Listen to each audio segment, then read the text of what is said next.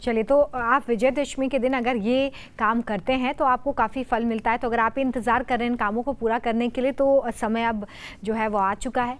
और आपने जिक्र किया नीति शर्मा जी, रावण की भी पूजा जो है वो कई जगह पर होती है। तो ज़रा मैं और इस पर प्रकाश डालने का प्रयास करती हूँ।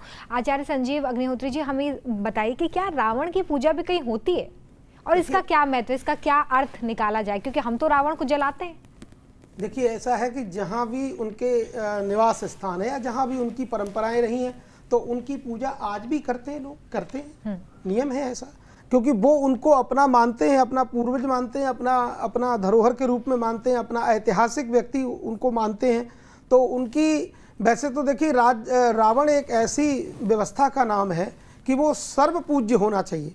वो कोई जनसाधारण व्यक्ति नहीं था, चारों वेदों का ज्ञाता, संपूर्ण सृष्टि के जितने ग्रंथ सब उसको कंठ थे, सारी व्यवस्थाएं थी। लेकिन एक ऐसा उसने दोष किया, जो दोष जो है ब्राह्मण होते हुए भी भगवान को उसको माफ़ नहीं कर सकते, क्योंकि उसने हमारा जो देश, ये जो राष्ट्र है, ये हमारी माताओं बहनों से आप्लावित ये देश है। तो हमारी माताओं बहनों का ये सम्मान करने वाला ये भारत देश है। और यहाँ यदि किसी माँ पर अगर उंगली कोई उठाता है या उनके साथ कोई दुर्व्यवहार करता है, तो ऐसे व्यक्ति की हत्या ही होनी चाहिए, ऐसे व्यक्ति को मारने में कोई दोष ही नहीं लगता है।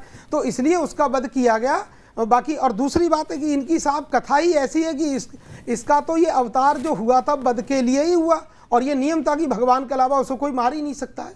तो जब जब होय धर्म के हानि, बाढ़ही असुर अधम अभिमानी, तब तब धरि हरि मनुज शरीरा, हरहि कृपा निधि सज्जन पीरा। जब जब अधर्म का जो है अत्याचार, अनाचार ये सब बढ़ता है, तब तब धर्म रूपी साक्षात मर्यादा पुरुषोत्तम श्री राम जी का अवतार होता है। और अवतार लेने के बाद उनका प्राथमिकता यही होती है कि घर परिवार में रहना, ये प्राथमिकता नहीं, प्राथमिकता ये कि हमारा राष्ट्र, हमारे राष्ट्र की ध्वजा, हमारे देश का संसद, हमारे देश की गतिविधियां सुरक्षित और संरक्षित रहें, इसके लिए भगवान का अवतार होता है। मर्त्यावतार अस्तु ही मर्त्य शिक्षणम। भगवान कहते हैं, भगवान से किसी ने कहा, प्रभु क्या आपका अवतार रावण को मारने को हुआ है? तो भगवान कहते नहीं नहीं, मर्त्यावतार अस्तु ही मर्त्य शिक्षणम, हमारा अवतार रावण को मारने को नहीं हुआ। अरे हम चाहे तो बैकुंठ में बैठे बैठे हुंकार भरें और ये समाप्त हो जाएगा। हम अपने प्यारे प्यारे जो भक्त लोग हैं उनसे मिलने को आते हैं, उनको अपनी कृपा प्रदान करते हैं, अपने राष्ट्र को, अपने भारत को सुरक्षा प्रदान करने के लिए आते हैं। वही प्रभु ने किया।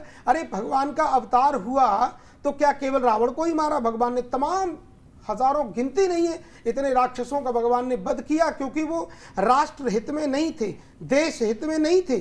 आज भी हमारे देश में इतना दिव्य सुरक्षा संरक्षा व्यवस्था मोदी जी के द्वारा चल रही है, लेकिन इसके बावजूद भी लोग अराजक हैं। तो ऐसे अराजक लोगों का वध तो निश्चित होगा, किसी भी प्रकार से हो, चाहे भगवान उनका वध करे, चाहे किसी भी परंपरा से वध तो होगा, क्योंकि विनाश, जो दुष्ट लोग हैं उनका वध होता है, उनकी आयु ज़्यादा नहीं होती है। तो जो धर्म पर, देश पर, राष्ट्र पर कुठाराघात करते हैं, किसी भी प्रकार से छिप करके या राजनीति के माध्यम से या कैसे भी करते हैं, ऐसे लोगों का वध होता है, उनकी आयु शीघ्र कम हो जाती है। तो क्योंकि ये विजय का दिन है, तो विजयदशमी है, तो आज तो विजय होनी चाहिए। और यहाँ पर सभी को ये सावधानी रखनी चाहिए और अपने से बड़ों का सदैव आदर करना चाहिए। तो यदि इतना सामर्थ्यवान रावण था, क्योंकि तीनों लोगों पर उसने विजय प्राप्त कर रखी थी, और उसके बावजूद भी मारा गया। क्यों? क्योंकि एक स्त्री को उसने अपहरण किया, और अपहरण करने के बाद में उसको अपनाना चाहता था, लेकिन उसके बाद भी, तो देखो, ऐसा करने वाला व्यक्ति कभी जीवित नहीं रह सकता, कैसे सुरक्षित रह सकता है? क्योंकि हमारा देश यत्र नार्यस्तु पूज्यन्ते रमन्ते तत्र देवता, ये भारतवर्ष में नारियों का, स्त्रियों का, बहन बेटियों का सदा आदर हुआ है, सम्मान हुआ है। तो ऐसे भारत की ध्वजा को कोई नीचा नहीं कर सकता है। यही विजय का पर्व है। हम सब लोग मिलकर के, और आप सबके माध्यम से इस भारत में विजय हो, सभी की विजय हो, अधर्म का सदैव नाश हो और धर्म की सदैव विजय हो, ऐसी कामना करता हूँ।